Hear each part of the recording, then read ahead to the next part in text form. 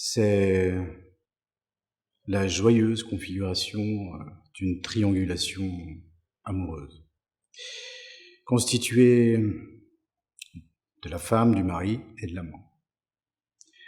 Bien entendu, le mari et l'amant sont les plus vieux amants, les plus vieux amis du monde. Et bien entendu, au fil des années, rien ne se dit. Tout est caché. Le mensonge devient normalité. Cette pièce commence par la fin et se termine par le début. Et tout ce qui se passe entre est raconté d'une manière non chronologique. Ce qui donne une vision de la pièce un petit peu confuse. Et c'est comme si le mensonge et la trahison étaient diffuses, désordonnées. On ne sait plus vraiment quand tout ça a commencé. Parce qu'il s'agit quand même de ça. C'est-à-dire, au début, il y avait l'amour. Oui, mais quand ? Disons que la problématique de l'amour est contemporaine. Donc, dans cette triangulation amoureuse, on retrouve... c'est un schéma, c'est un schéma assez bourgeois, quelque part, et assez connu.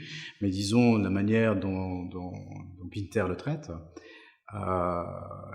il y a une forme de nostalgie amoureuse très forte dans l'écriture, c'est ce que ça dégage. C'est-à-dire que on a peut-être oublié nos émotions, malgré le fait qu'on ment, qu'on triche, etc. Mais au début, encore une fois, il y avait cette émotion qui était très forte, qui était l'amour.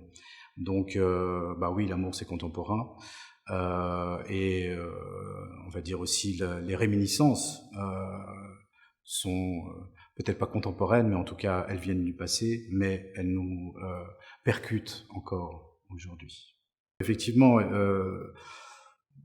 la thématique, le concept, le mari, la femme, l'amant, oui, c'est un départ de vaudeville, on est bien d'accord.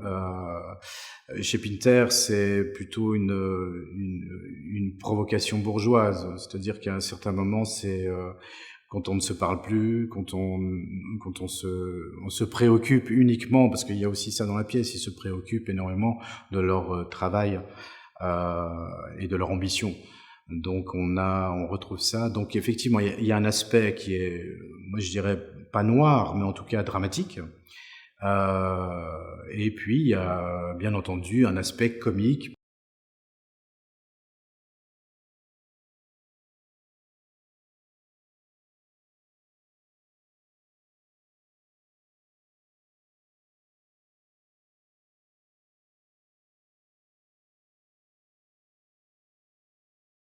Le théâtre, un bien essentiel, oui, tous les arts de la scène, toutes les formes artistiques sont des biens essentiels. Mais en même temps, on peut dire, on peut s'en passer.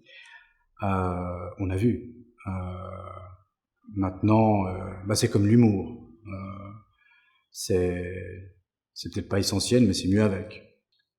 Me faire des amis, là.